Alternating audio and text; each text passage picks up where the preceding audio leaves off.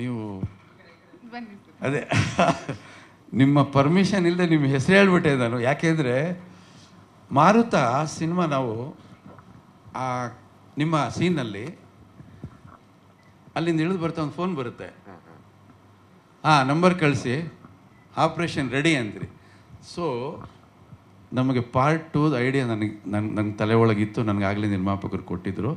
ನನಗೆ ಆ ಲೈನ್ ಅಲ್ಲೇ ಸ್ಟಾರ್ಟ್ ಆಯಿತು. ಅದಾದಮೇಲೆ ಅದ್ರ ಕಡೆ ನಾನು ತುಂಬ ಗಮನ ಕೊಟ್ಕೊಂಡು, ಕ್ಷಮಿಸಿ ಅಣ್ಣ, ಇವರ ನಿರ್ಮಾಪಕರು ಟ್ರೈನ್ ಚೆನ್ನಾಗಿ ಹೋಗ್ತಾ ಇರೋವಾಗ ಸ್ಟೇಷನ್ ಎಲ್ಲಿದೆ ಅಂತ ಕೇಳಬಾರ್ದು ನೀವು. ಇಲ್ಲ, ಭೋಗಿ ಯಾರು ಹೊತ್ಕೊಂಡು ಹೋಗೋದು, ಭೋಗಿ ಹೊತ್ಕೊಂಡು ಹೋಗೋ ಜೋಗಿ ಯಾರು ಅಂತ ಕೇಳ್ತಾ ಇದ್ದೀನಿ. ನಾನೇನು ಹೇಳ್ತಾ ಇದ್ದೀನಿ,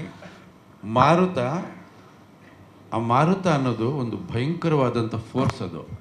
ಅದನ್ನು ತಡೆಯೋ ಶಕ್ತಿ ಯಾವುದಕ್ಕೂ ಇರಲ್ಲ. ಅದು ಒಮ್ಮೆ ಉಗಮ ಆಗುತ್ತೆ ಅಷ್ಟೇ, ತಾನೇ ಅದು ತನ್ನನ್ನು ಡೈಲ್ಯೂಟ್ ಮಾಡ್ಕೊಳ್ಳುತ್ತೆ. ಅದೇ ಮಾರುತ.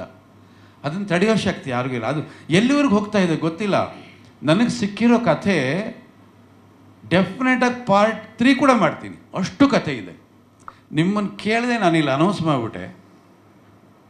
ಯಾಕೆಂದರೆ ನೀವು ಈ ಹಿಂದೆ ಒಂದು ಪ್ರೆಸ್ ಮೀಟಲ್ಲಿ ಇಲ್ಲೇ ಹೇಳಿದ್ರಿ, ನಾನೊಂದು ಒಳ್ಳೆ ಫ್ಯಾಮಿಲಿ ಡ್ರಾಮಾ ಮಾಡಬೇಕು ಅಂತ. ಇದಕ್ಕಿಂತ ಡ್ರಾಮಾ, ಲಕ್ಷಾಂತರ ಹೆಣ್ಣು ಮಕ್ಕಳ ಕಣ್ಣೋರಿಸುವಂಥ ಒಂದು ಡ್ರಾಮಾ ಇದು. ಎಷ್ಟು ತಾಯಿ ಕರುಳುಗಳು ನೊಂದುಕೊಂಡು ಕಿತ್ತು ತಿನ್ನೋವಂಥ ನೋವು, ಅವುಗಳ ಆ ಒಂದು ಆಕ್ರಂದನವನ್ನು ಅಡಗಿಸುವಂಥ ಒಂದು ಕತೆ. ಮಂಜಣ್ಣ ಆಗಲೇ ತಲೆ ಕೆರ್ಕೋತಾ ಅವರೇ. ನೀನಾ ಗುರು ಪ್ರೊಡ್ಯೂಸರು? ಅದು ಆಮೇಲೆ ಡಿಸೈಡ್ ಮಾಡೋಣ. ಇದು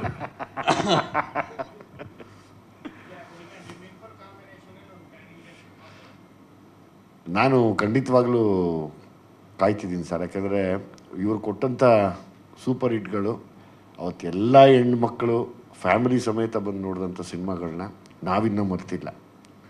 ನಮಗೆಲ್ಲ ಆಸೆ ಇರುತ್ತೆ ಯಾವಾಗಲೂ ಅಪ್ಗ್ರೇಡ್ ಆಗಬೇಕು ಅಂತ. ಸೊ ಹಾಗಾಗಿ ನಾನು ಕೂಡ ಕಾಯ್ತಾ ಇದ್ದೀನಿ ಅದನ್ನು. ನೀವು ಈ ಸಿನಿಮಾ ಮಾಡುವಾಗ ನಾನು ಫಸ್ಟ್ ಬಂದು ನಿಮ್ಗೆ ಕಥೆ ಹೇಳಿದೆ. ಬಹುಶಃ ಕಥೆ ಏನೋ ನಿಮ್ಗೆ ಗೊತ್ತಿರಲಿಲ್ಲ, ನಿಮ್ಗೆ ಮಾಡೋಕ್ಕೆ ಇಂಟ್ರೆಸ್ಟ್ ಇತ್ತು ಅಲ್ಲ ನನಗೆ ಗೊತ್ತಿಲ್ಲ. ಅದ್ರ ಕತೆ ಹೇಳಿ 2 ಸೆಕೆಂಡ್ ಎದ್ದುಬಿಟ್ರೆ ನಾನು ಮಾಡ್ತೀನಿ ಅಂತೇಳಿ. ಹೌದು. ಅಷ್ಟೊಂದು ಫೈರ್ ಹೇಗೆ ಬಂತು ನಿಮಗೆ? ಅಲ್ಲ, ನಮಗೆ ಈ ಕಾಟ ಕೊಡ್ತಾ ಇದ್ದೀವಿ ಮಂಜಣ್ಣ. ಅದು ನಮ್ಮ ಕಥೆಯಿಂದ ಅಲ್ವಾ? ಅಲ್ಲ, ಹೇಳ್ಬಿಡ್ತೀರಣ್ಣ, ಕಾಟ ಕೊಡ್ತಾ ಇದ್ದಿದ್ದು ಮಂಜಪ್ಪ ಅನ್ನ. ಏನು ಈ ಮನುಷ್ಯ ಹಿಂಸೆ ಕೊಡ್ತಾರಲ್ಲ, ನಾನು ಏನು ಅರ್ಥ ಮಾಡ್ಕೊತೀನಿ. ಅಲ್ಲಿ ಏನಾಯ್ತು ಕೇಳಿ. ಅಲ್ಲ, ಆಮೇಲೆ ಏನಾಯ್ತು ನಿಮ್ಮ ವಿಷಯಕ್ಕೆ ಬರ್ತೀನಿ. ಅದಾದ್ಮೇಲೆ ನೀವು ಆ ಪಾಯಿಂಟ್ ಹೇಳಿದಾಗ ಆ ಹೆಣ್ಮಗುದು ನನ್ಗೆ ನಿಜವಾಗ್ಲೂ ನನಗೆ ಮೈ ಜುಮ್ ಅನ್ನಿಸ್ತು. ನಾನು ಮಾಡಬೇಕು ಇದನ್ನು ಅಷ್ಟೇ. ನಿಮಗೋಸ್ಕರ ಇಡೀ ಚಿತ್ರತಂಡ 8 ತಿಂಗಳು ವೆಯ್ಟ್ ಮಾಡ್ತಾ ಇತ್ತು, ಆಯಿತಾ? ಬಹುಶಃ ನೀವು ಮಾಡಲ್ಲ ಅನ್ನೋದು ಎಲ್ಲೋ ಒಂದು ಕಡೆ ಬಂದಾಗ ನಾನು ಒಂದು ಆಪ್ಷನ್, ನಾನು ನಿಮ್ಮನ್ನು ಭೇಟಿನೇ ಆಗಿರಲಿಲ್ಲ, ನಾನೊಂದು ಆಪ್ಷನ್ ತೊಗೊಂಡೆ. ಅವರು ಮಾಡ್ತಾರೋ ಮಾಡಲ್ವಾ ಪಕ್ಕಕ್ಕಿಡಿ, ನಾನು ಹೋಗ್ಬಿಟ್ಟು ಈ ಕಂಟೆಂಟ್ ಹೇಳ್ತೀನಿ. ಅವ್ರು ಮಾಡಲ್ಲ ಅಂದರೆ ಖಂಡಿತ ಕಥೆಯಲ್ಲಿ ಏನಾದರೂ ಲೋಪಗಳಿದ್ರೆ ಹೇಳ್ತಾರೆ. ಒಬ್ಬ ಡೈರೆಕ್ಟರ್ ಅಲ್ವ ಅವರು, ಆ ಕರೆಕ್ಷನ್ ಸಿಗುತ್ತೆ, ತೊಗೊಂಡು ಬರೋಣ, ಹೋಗೋಣ ಒಂದು ಸಲ ನೋಡಿ, ಬಹಳ ದಿನ ಆಯಿತು. ಆಮೇಲೆ ಆಗಷ್ಟೇ ಸಿನಿಮಾ ಬೇರೆ ಸೂಪರ್ ಹಿಟ್ ಆಗಿತ್ತು, ವಿಶ್ ಮಾಡೋಕ್ಕೆ ಹೋಗೋಣ ಅಂತ ಹೋಗಿ ನನ್ನ ಪ್ರಯತ್ನ ನಾನು ಮಾಡಿದೆ. ಆದರೆ ಕಥೆ ಕೇಳಿ ಯಾವಾಗ ಇಂಥ ಹೆಣ್ಮಕ್ಳನ್ನ ರಕ್ಷಣೆ ಮಾಡುವಂಥ, ಇಂಥ ಹೆಣ್ಣುಮಕ್ಕಳು ತಂದೆ ತಾಯಿಯನ್ನು ಕಣ್ಣೀರೋರಿಸುವಂಥ ಪಾತ್ರ ನಂದು, ಮಾರುತ, ನಾನು ಮಾಡ್ತೀನಿ. ಎಸ್, ನಿಜ ನಿಜ ನಿಜ ನಿಜ ನಿಜ ನಿಜ. ನೀವು ಬಂದ ಮೇಲೆ ಎಲ್ಲಾದರೂ ಅದರಲ್ಲಿ ಏನಾದ್ರು ಕೊರತೆ ಏನಾದ್ರು? ಇಲ್ಲ ಇಲ್ಲ, ಯಾವತ್ತೂ ಇಲ್ಲ. ನೀವಿದ್ದೀರಲ್ಲ, ನಮ್ಗೆ ಅದ್ರ ಬಗ್ಗೆ ಟೆನ್ಷನ್ನೇ ಇಲ್ಲ. Thank you. ಒಂದೇ ಒಂದು ಸಲ ಬಂದು ಕಥೆ ಹೇಳಿದ ತಕ್ಷಣ ನೀವು ತುಂಬ ಗೌರವದಿಂದ ಆ ಪಾತ್ರನ ಮೆಚ್ಕೊಂಡು ಬಂದು ನಮ್ಮ ಸಿನಿಮಾ ಮಾಡಿ, ಈ ಸಿನಿಮಾ ಇವತ್ತೇನಾದರೂ ಆ ಸಿನಿಮಾದಲ್ಲೊಂದು ಸತ್ವ ಗಟ್ಟಿಯಾಗಿ ಉಳ್ಕೊಂಡಿದೆ ಅಂದರೆ ನೀವು ಆ್ಯಕ್ಟ್ ಮಾಡಿದ್ದರಿಂದ ಮಾತ್ರ. ಇಲ್ಲದೆ ಹೋಗಿರೋ ಅಷ್ಟು ಅದು ಗಟ್ಟಿತನ ಸಿಗ್ತಾ ಇರಲಿಲ್ಲ. ಆ ಹುಡುಗನಿಗೆ ಅಷ್ಟು ದೊಡ್ಡ ಸಪೋರ್ಟ್ ಆಗಿ ನೀವೇನು ಬಂದರೆ ನಾನಿದೆ ನೀನು ಮಾಡು, ನಾನಿದೆ ನೀನು ಇಲ್ಲ. ನನಗೆ ನನ್ನ ಅವಾಗಲಿಂದನೂ ಒಂದೇ ಉದ್ದೇಶ ಅಣ್ಣ, ಅಂದರೆ ನೀವು ಸಿನಿಮಾ ಮಾಡಿದ್ದೀರ, ಆತ ಪ್ರೊಡ್ಯೂಸ್ ಮಾಡಿದ್ದಾರೆ ಕೊಬ್ಬರಿ ಮಂಜು ಅವರು. ನೀವು ಕರೆದಾಗೂ ನಾವಿಲ್ಲ ಅನ್ನಲ್ಲ. ಅವಾಗ ನಮ್ಮ ಶಂಕರ್ IPS, ರಜನಿಕಾಂತ ಎಲ್ಲ ಮಾಡಿದರು. ಈಗ ಅವ್ರ ಮಗ ಬಂದಿದ್ದಾರೆ ಅಂದಾಗ ನಮಗೊಂದು ಆಸೆ, ಅವ್ನಿಗೆ ತುಂಬ ಒಳ್ಳೇದಾಗುತ್ತೆ ಅಂದರೆ ನಾನು ಬರ್ತೀನಪ್ಪ ಅಂತ. ಅದೇ ನಮ್ಮ ಕೊನೆವರೆಗೂ ಅದೇ ಇರೋದು. 100 ಸಲ ಹೇಳಿದ್ರೆ ನನಗೆ ಅದೇ ಆಸೆ. ಅವ್ನಿಗೆ ಒಳ್ಳೇದಾಗಲಿ ಅನ್ನೋ ಆಸೆ ಇವತ್ತು ಅಷ್ಟೇ. ಬೇರೆ ಏನೇನೋ ಹೇಳ್ಬೋದು, ಮಾತಾಡ್ಬೋದು, ಅದು ನಿನ್ನ ತಲೆಗೆ ಹಾಕೊಳಕ್ಕೆ ನೀನೇನು ದಡ್ಡನೂ ಅಲ್ಲ ಅಲ್ವಾ? ನಮ್ಮ ಆಸೆ ಅದೇ, ಸಾರ್ ಹೇಳಿದ್ದು ಅದೇ, ಆ ಹುಡುಗನಿಗೋಸ್ಕರ ಎಲ್ಲ ಹೊಡೆದಾಡಿದ್ವಿ ಅಂತ. ಇವತ್ತೇನಾರ ನಾವು ಬಂದಿದ್ರೆ ನಿನ್ನ ಮಗನಿಗೋಸ್ಕರ ಬಂದಿರ್ತೀವಿ, ನಿನ್ನ ಮಗನಿಗೆ ಶ್ರೇಯಸ್ ಅಂತ ಹೆಸರಿಟ್ಟಿದ್ಯಾ, ಆ ಶ್ರೇಯಸ್ಸನ್ನು ಮೀರಿ ಇನ್ನೊಂದು ದೊಡ್ಡ ಹೆಸರು ಅವನಿಗಾಗಲಿ ಅನ್ನೋ ಆಸೆ ನಮಗಷ್ಟೇ. ಜೊತೆಲಿ ಇವತ್ತು ನಮ್ಮ ಜೊತೆ ಬೃಂದ ಇದೆ. ನಾನು ತುಂಬ ಚೆನ್ನಾಗಿ ಪರ್ಫಾರ್ಮ್ ಮಾಡ್ತಾನೆ. ಹೌದು, ತುಂಬ ಚೆನ್ನಾಗಿ ಪರ್ಫಾರ್ಮ್ ಮಾಡ್ತಾನೆ. ನಾನು ತುಂಬ ರೆಗ್ಯುಲರಾಗಿ ಯಾರನ್ನೂ ಹೊಗಳಲ್ಲ ಕಣಮ್ಮ.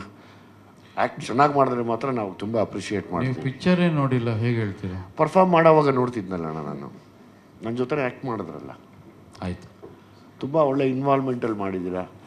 ಆ್ಯಕ್ಚುಲಿ ನಿಮ್ಮಿಬ್ಬರಿಗೂ ಒಳ್ಳೇದಾದರೆ ನಮಗೆಲ್ಲರಿಗೂ ಒಳ್ಳೇದಾದಂಗೆ. ಹೌದು, thank you once again. God bless you, all the best. ಒಳ್ಳೇದಾಗಲಿ, ಇಬ್ಬರಿಗೂ ಒಳ್ಳೇದಾಗಲಿ, ಶುಭವಾಗಲಿ. ಈ ಜೋಡಿಯಿಂದ ಇನ್ನೊಂದು ಸೂಪರ್ ಹಿಟ್ ಕೊಡಿ, ನಾವು ಬರ್ತೀವಿ ಅವತ್ತು.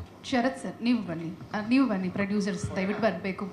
ವಿನಯ್, ಪ್ರಣವ್, ಪ್ಲೀಸ್ ಎಲ್ಲ ಟೀಮ್. ಅಲ್ಲ, ಅವ್ರು ಹೇಳಿಲ್ವಲ್ಲ, ಅದ್ರ ಕರೆಕ್ಟಾಗಿ ಇವಾಗ ಹೇಳ್ಬಿಡ್ತಾ ಇದ್ದೆ, ಮಂಜಣ್ಣ ಪ್ರೊಡ್ಯೂಸ್ ಮಾಡ್ತಾರಾ ಇಲ್ವಾ ಅಂತ. ಅವರು ನಮ್ಮ ಒಂಥರ ಸಖತ್ ಪ್ರೀತಿ ಪಾತ್ರರು.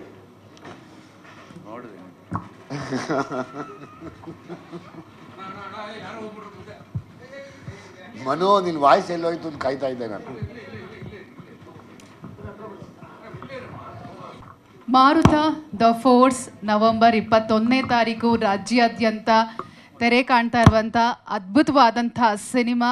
ದಯಮಾಡಿ ಎಲ್ಲರೂ, ಫ್ಯಾಮಿಲಿ ಓರಿಯೆಂಟೆಡ್ ಸಿನಿಮಾ, ಎಲ್ಲರೂ ಕೂಡ ಮನೆ ಮಂದಿ ಎಲ್ಲರೂ ಕೂಡ ಕೂತ್ಕೊಂಡು ನೋಡುವಂತಹ ಸಿನಿಮಾ. ದಯಮಾಡಿ ಕನ್ನಡ ಸಿನಿಮಾಗಳನ್ನು ನಮ್ಮ ಪ್ರೀತಿಯ ಪ್ರೇಕ್ಷಕರು ಸಿನಿಮಾ ಮಂದಿರಕ್ಕೆ ಬಂದು ಸಿನಿಮಾನ ವೀಕ್ಷಿಸಬೇಕಾಗಿ ನಾವು ವಿನಂತಿಸ್ಕೊಳ್ತಾ ಇದ್ದೀವಿ. ನೆನಪಿಡಿ, ನವೆಂಬರ್ 21ನೇ ತಾರೀಕು ಮಾರುತ ದ ಫೋರ್ಸ್ ನಿಮ್ಮನ್ನು ರಂಜಿಸಲು ಥಿಯೇಟರ್ಸ್ಗೆ ಬರ್ತಾ ಇದೆ. ದಯಮಾಡಿ ಸಿನಿಮಾ ನೋಡಿ, ಹಾಗೆ ನಮ್ಮ ಇಡೀ ಸಿನಿಮಾ ತಂಡಕ್ಕೆ, ಕನ್ನಡ ಸಿನಿಮಾಗಳಿಗೆ ಪ್ರೋತ್ಸಾಹವನ್ನು ನೀಡಿ ಅಂತ ಹೇಳ್ತಾ ಇವತ್ತಿನ ಕಾರ್ಯಕ್ರಮವನ್ನು ಇಲ್ಲಿಗೆ ಮುಕ್ತಾಯಗೊಳಿಸ್ತಾ ಇದ್ದೀವಿ. ಇವತ್ತಿನ ಕಾರ್ಯಕ್ರಮದ ನಿರೂಪಕಿಯಾಗಿ ನಾನು Anusha Lakkana. Thank you very much. ಬಿಡುವಿಲ್ಲದ ಸಮಯದಲ್ಲೂ ಕೂಡ ನಾನು ಕೇಳ್ಪಟ್ಟ ಎಲ್ಲ ಪತ್ರಿಕಾ ಮಿತ್ರರು ಬೆಳಗ್ಗೆಯಿಂದ ಸಂಜೆಯವರೆಗೂ ಬ್ಯಾಕ್ ಟು ಬ್ಯಾಕ್ ಕೆಲಸ ಇದ್ರು. ತಾವೆಲ್ಲರೂ ಕೂಡ ಹಾಜರಾಗಿದ್ದೀರಾ. ತಮಗೆ ಧನ್ಯವಾದಗಳನ್ನ ಅರ್ಪಿಸ್ತೀನಿ.